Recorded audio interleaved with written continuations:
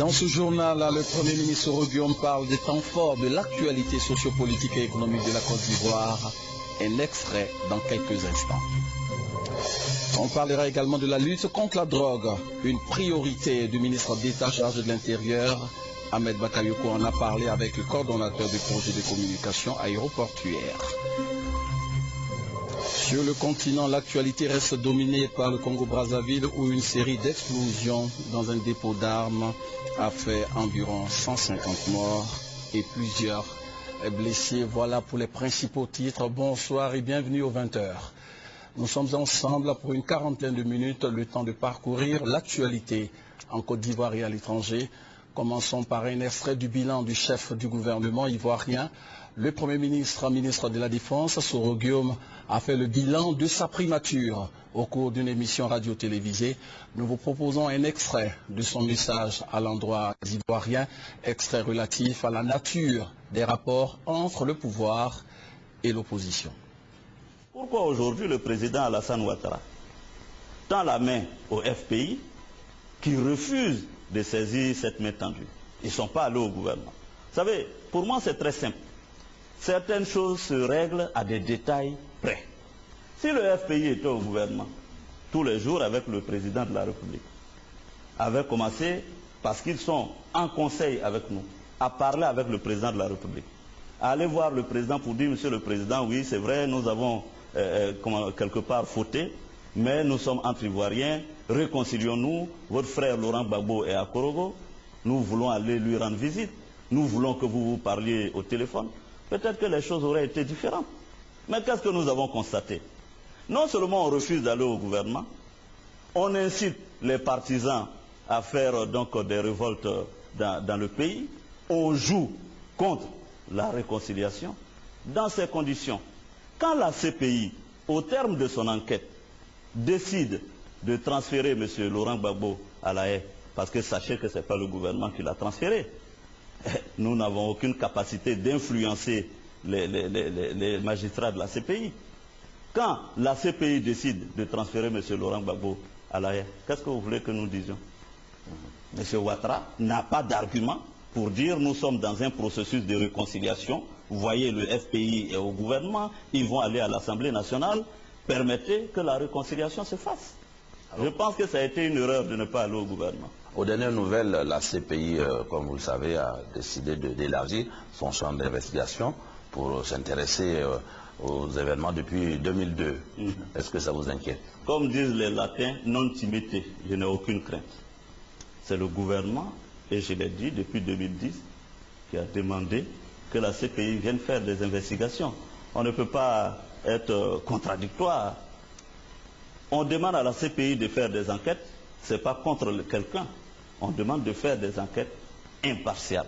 Donc, si la CPI, au terme de ces enquêtes, en venait à inculper quelque personnalité que ce soit, cette personnalité devra répondre. L'intégralité de cette émission tout de suite après ce journal. Dans l'actualité ce soir, une rencontre entre le président du PDCI, Henri Konan Bédié, et l'ambassadeur d'Allemagne en Côte d'Ivoire, son Excellence Karl Prinz. Les deux hommes ont fait le tour d'horizon de l'actualité nationale. Ils ont également parlé de la contribution de l'Allemagne dans la reconstruction de la Côte d'Ivoire, le compte-rendu de Thérèse Tapé-Yoboué. Karl Prinz, ambassadeur d'Allemagne en Côte d'Ivoire, est présent depuis seulement 7 mois à Abidjan.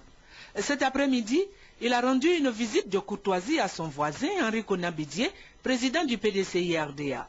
Les deux personnalités ont évoqué des questions ayant trait à la stabilité politique de la Côte d'Ivoire, à la sécurité, à l'économie et aux finances.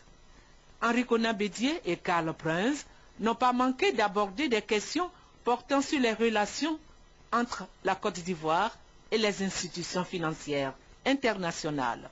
On va vous accompagner avec le développement durable, avec les mesures de la réconciliation, avec la réforme du secteur sécuritaire sur le niveau bilatéral, mais aussi sur le niveau européen et sur le niveau des institutions financières comme le FMI, la Banque mondiale et la Banque africaine du développement. Le diplomate allemand est un amateur de la marche à pied. Il conduit lui-même son véhicule. Parlons maintenant de bonne gouvernance. L'avant-projet de loi sur l'enrichissement illicite a été validé par les experts de l'administration publique ivoirienne. L'initiative est du secrétariat national à la gouvernance et au renforcement des capacités. Ce secrétariat a bénéficié de la collaboration du DGDI, le dans de gouvernance et de développement institutionnel. Le point avec Marie-Laure Ngouran. Moralisation de la vie publique en Côte d'Ivoire. Des experts issus de l'administration centrale, des collectivités décentralisées, des structures publiques, du secteur privé, de la société civile et des partenaires au développement ont validé l'avant-projet de loi sur l'enrichissement illicite. Un organe de contrôle sera mis en place pour renforcer la lutte. Il s'agit du Conseil national de lutte contre l'enrichissement illicite. Les experts ont planché sur sa composition, son organisation et son fonctionnement. Cet avant-projet de loi sur l'enrichissement illicite, validé à Grand-Bassam, relève entre autres l'obligation pour tout agent public de déclarer sa fortune ou son patrimoine avant et après sa prise de fonction. Tous les agents publics, on considère que les membres du gouvernement en sont. Tous ceux qui symboliquement sont à des endroits ou à des postes ou à des fonctions dans les fonctions des emplois où ils sont à un carrefour de gestion budgétaire ou financière. Toutes ces personnes sont assujetties à la loi et devront faire, avant leur entrée en fonction, une déclaration de leur fortune.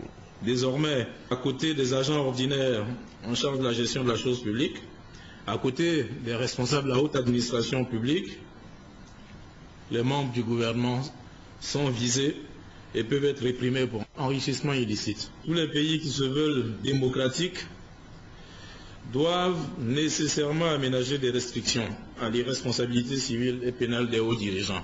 Cela est impératif. Cet avant-projet de loi sur l'enrichissement illicite qui vise à endiguer les comportements corruptifs sera déposé sur la table du gouvernement ivoirien par le secrétariat national à la gouvernance et au renforcement des capacités pour adoption. Les ministres chargés de l'énergie de la Côte d'Ivoire, du Libéria, de la Sierra Leone et la Guinée-Conakry sont en concertation à Abidjan, et cette concertation qui s'inscrit dans le cadre du projet d'interconnexion en matière d'énergie électrique devrait aboutir à la création de la SOS, c'est-à-dire la société à objectif spécifique. Pour en savoir davantage, suivons ce compte-rendu signé Noël Gnagno.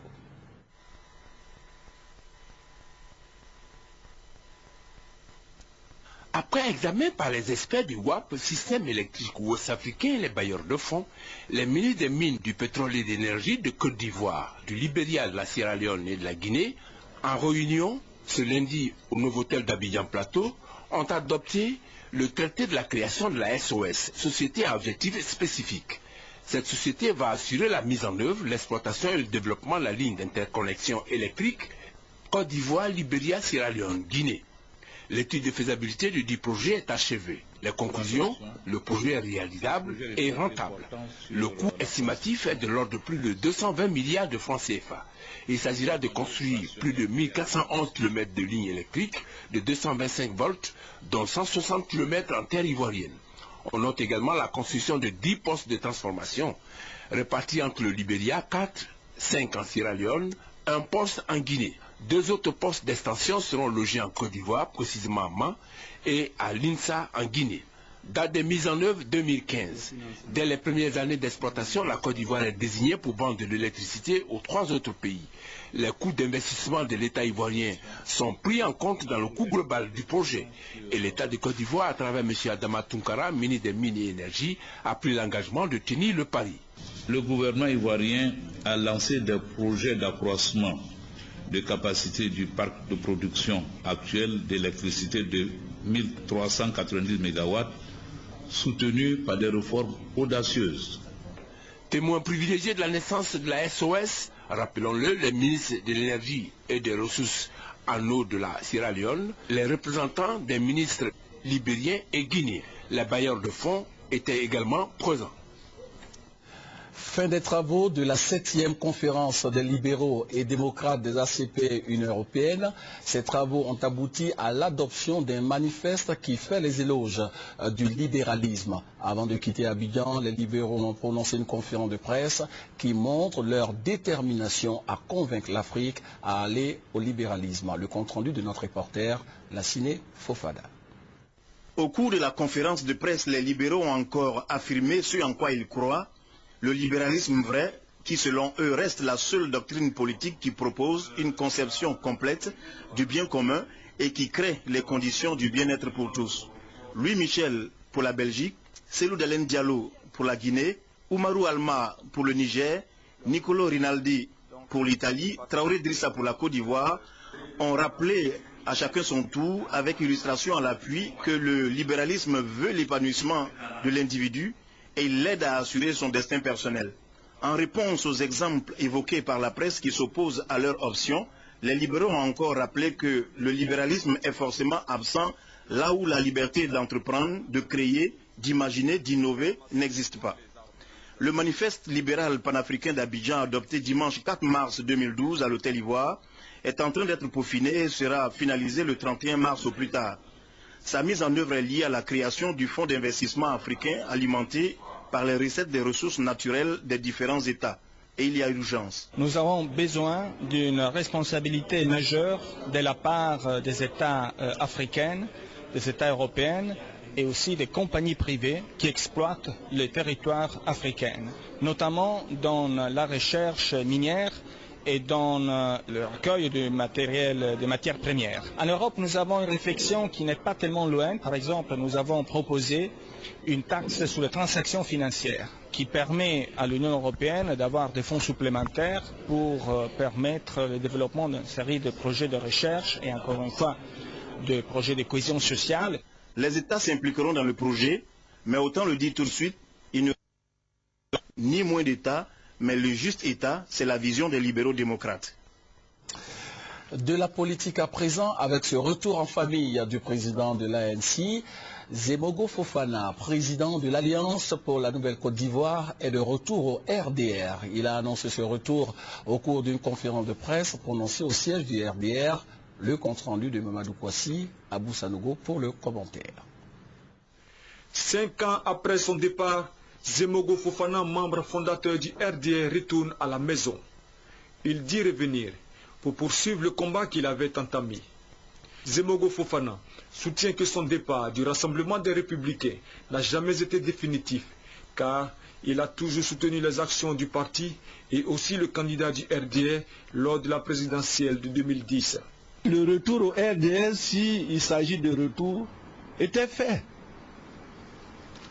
Et il ne pouvait pas en être autrement, d'autant que le projet de société que nous avions concocté au niveau de l'ANCI, c'est presque une copie conforme du projet de société du RDR.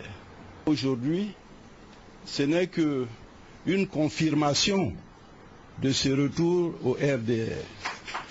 Simple confirmation d'ailleurs de ce qui a toujours été. Je respire RDR, mon sang est RDR, ma conviction est RDR. Zemogo Fofana retourne avec les militants de l'Alliance Nouvelle pour la Côte d'Ivoire, ANC, parti politique qu'il avait créé en 2007 après son départ du RDR. L'ANCI a décidé que ses militants et ses structures intègrent immédiatement à compter de ce jour le RDR. En conséquence, l'ANCI est dissoute. Zemogo Fofana et ses militants s'engagent donc à soutenir les actions du président de la République pour la réalisation de son programme de gouvernement. On en vient maintenant à la lutte contre la drogue. Le ministre d'État, ministre de l'Intérieur, Ahmed Bakayoko, a eu une séance de travail avec le coordonnateur du projet de communication aéroportuaire. Au centre de cette séance, le renforcement des capacités de la Côte d'Ivoire dans la lutte contre le trafic de drogue. Alborassa. Le trafic de drogue. Le ministre d'État, ministre de l'Intérieur, Ahmed Bakayoko, président du comité interministériel de lutte antidrogue, SILAD, a reçu une délégation conduite par Marc Vanul, coordonnateur du projet AirCop, projet de communication aéroportuaire, pour échanger sur le renforcement des capacités de la Côte d'Ivoire de lutter contre les trafics de drogue par voie aérienne. Aujourd'hui, l'expertise mondiale est très importante pour nos pays parce que les trafiquants aujourd'hui, avec les grands moyens qu'ils ont déployé beaucoup de stratégies. Et je pense que la Côte d'Ivoire a pour vocation et la volonté d'être à la pointe de ce combat pour casser la chaîne et la route de la drogue. Très heureux de recevoir cette délégation qui est venue apporter son expertise, son savoir-faire, pour que la Côte d'Ivoire, surtout l'aéroport d'Abidjan, soit un véritable verrou aux trafiquants de drogue. Le coordonnateur du projet AirCop félicite la Côte d'Ivoire pour le travail abattu dans la lutte contre la drogue. Nous félicitons aussi le travail qui a déjà été fait et la volonté politique de coopérer dans le projet.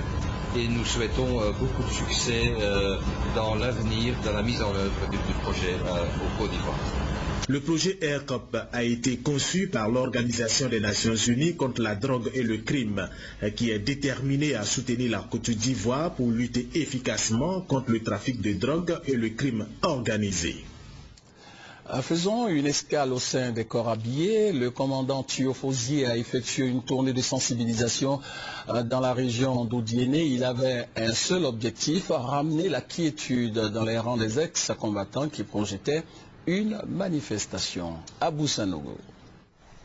En acceptant d'effectuer le déplacement dans le Denguélé pour s'adresser aux éléments démobilisés à qui l'on prêtait des intentions de soulèvement et de troubles à l'ordre public, le commandant Thio Fosier, assisté du colonel Koulibaly Bamoro et du commandant Ousmane Koulibaly, a réussi à ramener le calme dans le rang des ex-combattants démobilisés. Ils projetaient de manifester au motif du déficit de communication avec les responsables hiérarchiques en charge de leur encadrement d'une part et du non-respect des engagements pris pour leur identification et réinsertion socio-économique d'autre part. Le colonel Bamoro Koulibaly a expliqué les étapes successives et les quotas accordés aux ex-combattants par les différents accords jusqu'au récent séminaire de l'armée unifiée qui s'est tenu à Grand Bassam. Ce sont au total 11 000 éléments qui devront faire partie de la nouvelle armée, dont 9 000 déjà retenus au titre de l'accord politique de Ouagadougou. Seuls les 2 000 restants sont destinés aux éléments associés liés aux événements post-électoraux.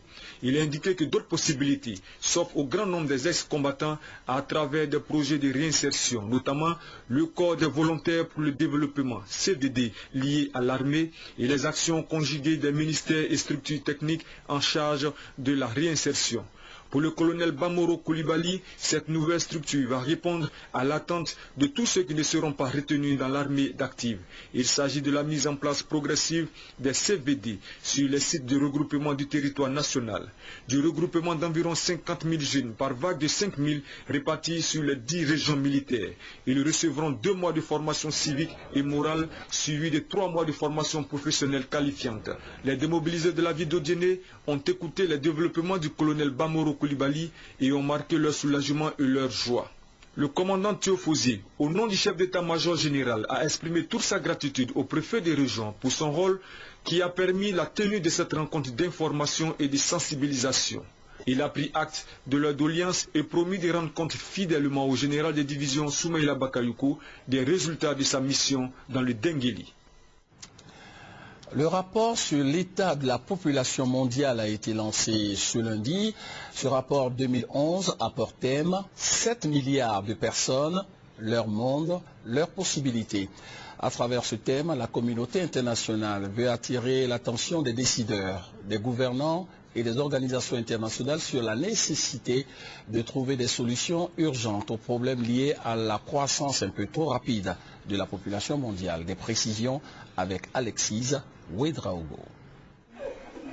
Le 31 octobre 2011, la population mondiale a atteint le seuil de 7 milliards d'habitants et celle de la Côte d'Ivoire est passée à plus de 22 millions de personnes.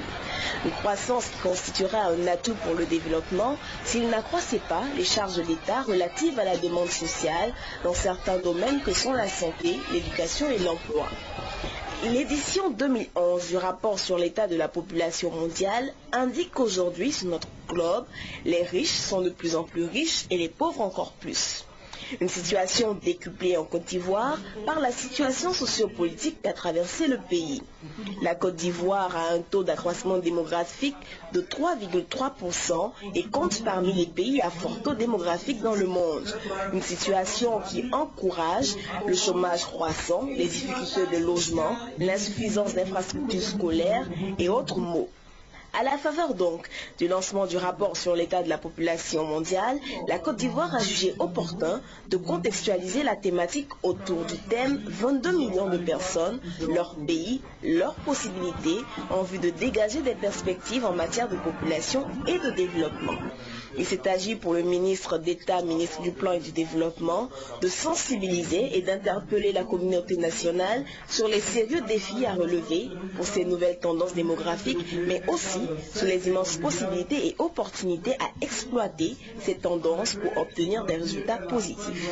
À l'heure de sa reconstruction et de la relance de son développement, la Côte d'Ivoire doit savoir tirer profit des opportunités qu'offre sa démographie galopante pour dynamiser son économie afin de soutenir les charges sociales qui iront en s'accroissant d'après les projections de l'Institut national de statistique.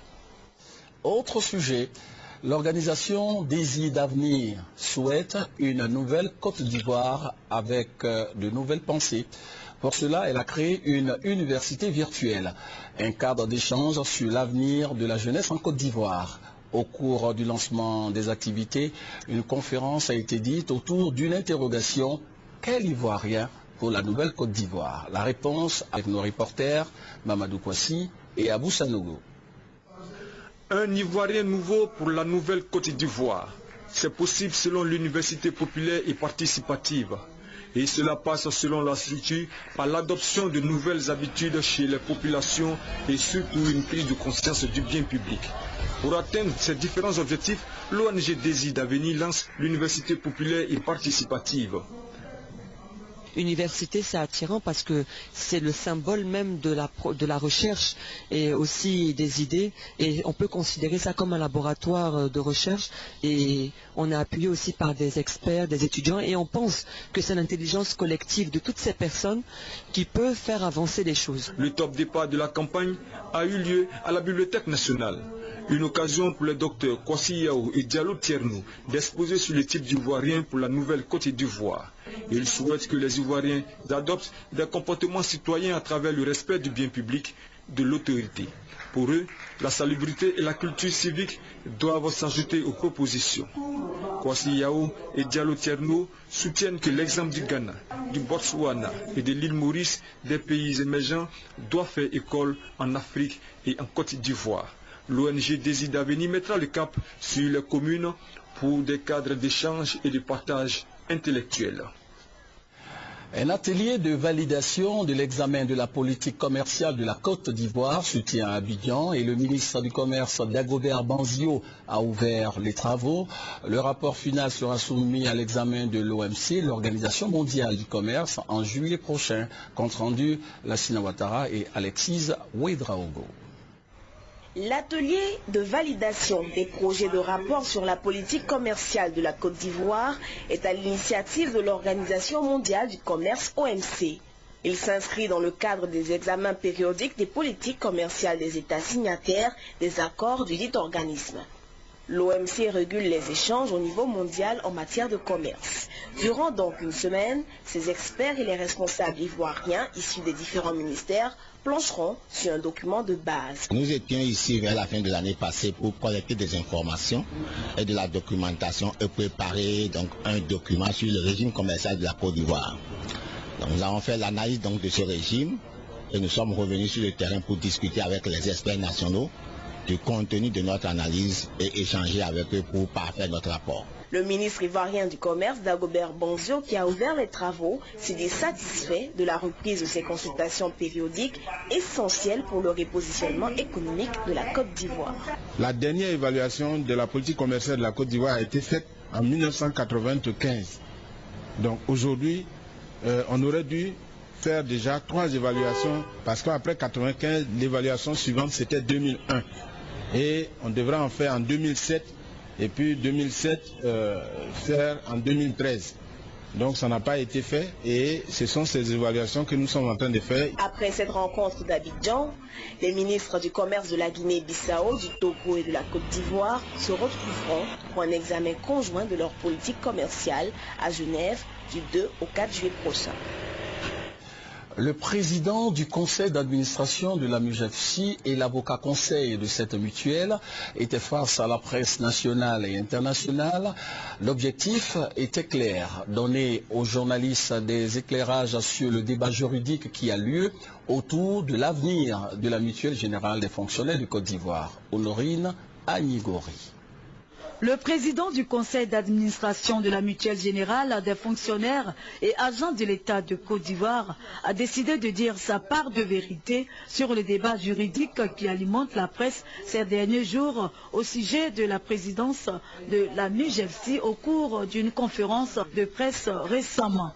Joseph Olanda a démontré preuve à l'appui les décisions de justice qui font de lui le représentant légal de la MUJEFSI. L'avocat conseil fonde son assertion sur les tests de la mutuelle, déclarant irrégulière la convocation d'une assemblée générale extraordinaire. Maître Komlan Pakom a demandé au collectif se réclamant des 2/3 des organisations membres de l'assemblée générale de la MUJEFSI le respect des procédures. Toutefois, il s'interroge sur le comportement du dit collectif qui méprise une décision déclarant l'irrégularité de la tenue de leur assemblée générale et qui tente d'utiliser cette même justice pour tenter de s'installer à la MUJEFSI. Joseph Olanda a quant à lui rassuré les fonctionnaires de la bonne santé de leur mutuelle et a donné rendez-vous à ses détracteurs en juin 2012, date de renouvellement des instances de la mutuelle. Après 2 mois de discussion qu'elle juge infructueuse, la coordination des personnels de santé annonce une grève pour le mardi 3 avril prochain. Cette coordination demande la revalorisation des salaires. La Fondation des maladies de cœur de Côte d'Ivoire organise une caravane dénommée Caravane de la santé active qui va parcourir tout le district d'Abidjan. Le lancement de cette caravane qui a eu lieu récemment au complexe sportif de Koumassi. La Fondation des maladies du cœur de Côte d'Ivoire, fondation dirigée par Madame Gouidan Fatou, veut amener les populations à pratiquer le sport pour éviter les maladies cardiovasculaires. Le point avec Serge Coléa. La pratique régulière du sport et une alimentation saine et équilibrée permettent d'éviter les maladies cardiovasculaires. La Fondation des maladies du cœur de Côte d'Ivoire, en initiant cette caravane dénommée Caravane de la santé active, veut amener les populations à prendre conscience des dangers liés au manque d'activité physique. Ainsi, pour le lancement de cette caravane, les participants ont eu droit à plusieurs disciplines sportives. Le football, le handball, le tennis de table, l'athlétisme et la gymnastique. Les raisons pour lesquelles cette fondation a été créée sont on a les raisons personnelles, de nombreux décès dans nos familles, en crise cardiaque, de nombreux accidents cardiovasculaires aussi dans nos familles, autour de nous, et puis le taux de grandissement hypertendu. Le représentant du ministre des Sports et celui de la Santé et de la lutte contre le sida ont félicité la Fondation des maladies du cœur de Côte d'Ivoire pour cette initiative. Selon eux, la pratique du sport est un besoin vital. C'est pourquoi ils ont invité les populations à adhérer à cette initiative afin de réduire le nombre de personnes qui meurent de maladies cardiovasculaires. La caravane santé active, au dire des initiateurs, sillonnera tout le district d'Abidjan pour sensibiliser les populations sur les avantages liés à la pratique des activités sportives. La Côte d'Ivoire engage la bataille pour son autosuffisance en riz. Pour réaliser ce projet, le gouvernement a validé une stratégie nationale de la riziculture. C'est pour mettre cette stratégie en application que l'Office national et les acteurs de cette filière riz se sont retrouvés à Yamoussoukro au cours d'un atelier suivi par notre reporter Eugène Atoubé. L'autosuffisance en riz de la Côte d'Ivoire pour les 4 prochaines années passe par le projet Riz KR 2009. Le Japon, partenaire de la Côte d'Ivoire, en assure le financement. Ce sont plus de 2 milliards de francs CFA qui seront injectés pour sa mise en œuvre. L'atelier de Yamoussoukro a engagé les partenaires et les acteurs de la filière riz à s'approprier le projet. Réponse aux besoins de la consommation nationale en riz blanchi. Au nom du ministre de l'Agriculture, Koulibaly Sangafoua, son directeur de cabinet a exprimé la reconnaissance du gouvernement ivoirien pour le soutien du Japon à la Côte d'Ivoire dans sa stratégie de relance durable de l'activité risicole. Il s'agira de réhabiliter un certain nombre d'infrastructures de base pour qu'elles puissent être opérationnelles sur le terrain et suivre les opérations.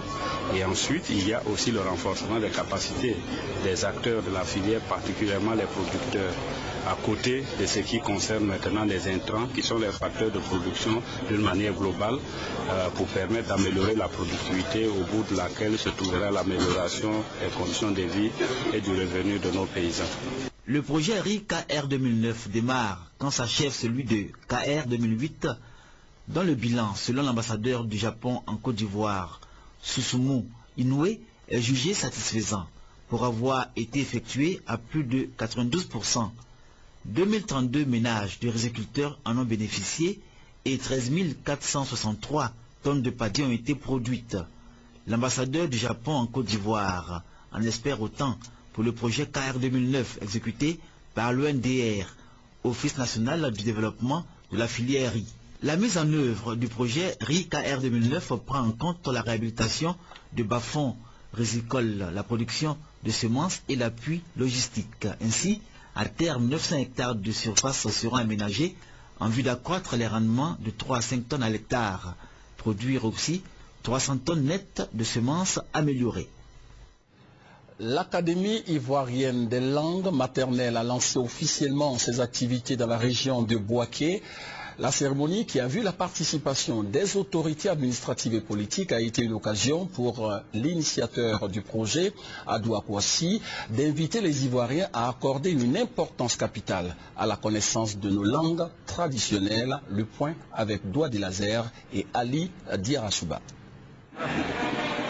L'Académie ivoirienne des langues maternelles a désormais ses locaux à Bouaké.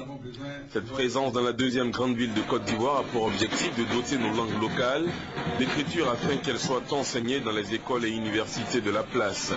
Selon l'initiateur du projet, Adou Akwasi, la langue maternelle est la base fondamentale de la culture d'un peuple.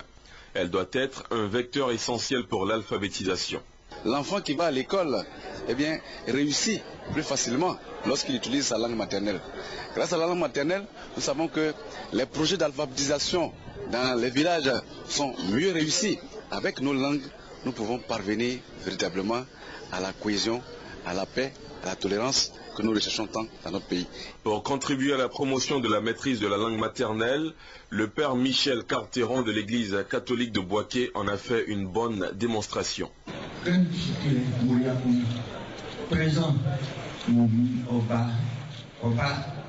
Oba, futur, Oba, passé, Obali, passé composé, Oba. Les premiers cours ont été donnés aux élèves déjà inscrits à l'académie. Les autorités administratives, coutumières et politiques se sont engagées à soutenir cette initiative afin que nos langues maternelles soient connues par tous et qu'elles ne disparaissent pas dans les foyers. Rendons-nous à Daloa pour suivre les temps forts d'une cérémonie de remise de salles de classe aux responsables locaux du ministère de l'Éducation nationale. La cérémonie a eu lieu en présence des autorités du lycée Khalil de la cité des Antilopes. Compte rendu, Thérèse Tapé-Yoboué. Outre la rénovation des bâtiments abritant une vingtaine de salles de classe, ce sont une bibliothèque doublée de salles informatiques et d'autres équipements qui ont été offerts au lycée moderne Khalil par la fondation Atefo Maïs. Coût total du don, 45 millions de francs. La remise officielle de ces dons au ministère de l'Éducation nationale a été l'occasion pour les acteurs et partenaires du système éducatif d'exprimer leur gratitude aux membres de la fondation et à la présidente Zanouba Omaïs. En effet, Ngoran Akwa, au nom de Kandia Kamara, ministre de l'Éducation nationale, a souligné l'espoir que l'ONG donatrice fait renaître chez les élèves à travers sa contribution à leur instruction ainsi qu'à leur préparation au rôle qu'ils auront à jouer dans la société de demain. D'autres intervenants, notamment le vice-président de la Fondation Antefomaïs, le proviseur Koulibaly Souleymane et la porte-parole des élèves, ont vu à travers ce geste de générosité un appel au travail et à la réussite eu égard aux résultats médiocres de l'année scolaire précédente. Avec un effectif total de 2800 élèves repartis dans 45 classes, le lycée Khalil a un besoin de 15 nouvelles salles de classe, d'une infirmerie, d'une cantine et de bureaux adéquats pour le personnel d'encadrement. Dont de la fondation Ahmed Khalil, le lycée du même nom était au départ une école primaire offerte à la municipalité de Daloa. C'est avec la crise de septembre 2002 que cette école a été érigée en établissement relais, puis en lycée, à partir de 2003. Actualité sur le continent au Sénégal, le second tour de l'élection présidentielle qui va opposer Abdoulaye Wade à Macky Sall pourrait se tenir le dimanche 25 mars prochain. Comme annoncé dans les titres, rendons-nous au Congo-Brazzaville où une série d'explosions dans un dépôt d'armes et de munitions a fait environ 150 morts. Des quartiers complètement dévastés, des maisons en ruine et des habitants sous le choc. Les Congolais ont vécu une matinée d'horreur ce dimanche. Tout a commencé par une puissante explosion tôt le matin dans le dépôt de munitions du camp militaire de Mpila à l'est de Brazzaville. Pendant plus de 2h30, 5 détonations se succèdent et provoquent une panique générale. Des centaines de personnes fuient le secteur du sinistre sans savoir ce qu'il se passe exactement. D'autres sont directement touchés. Il y a au moins 150 morts et des centaines de blessés. Les hôpitaux de la capitale sont pris d'assaut. Les victimes sont entassées dans les couloirs. Médecins et infirmiers ne savent plus qui soigner. Dans la soirée, un communiqué officiel annonce l'origine de l'explosion, un court-circuit qui aurait mis le feu aux poudres. Une enquête est en cours alors que plusieurs voix s'élèvent pour dénoncer un laxisme meurtrier avec le stockage d'armes et de munitions en pleine zone d'habitation. La roue de la violence continue de tourner en Syrie. Une vingtaine de personnes tuées entre hier dimanche et ce lundi par le régime du président Bachar al-Assad. En Russie, l'élection de Vladimir Poutine est pratiquement officielle avec plus de 63% des voix. L'opposition a organisé ce lundi une marche de protestation et de contestation du résultat. L'émission Sport, Lundi Sport, sera proposée exceptionnellement après le dernier journal. C'est la fin de cette édition. Merci de nous avoir suivis. Bonne suite de programme sur RTI 1. Portez-vous bien.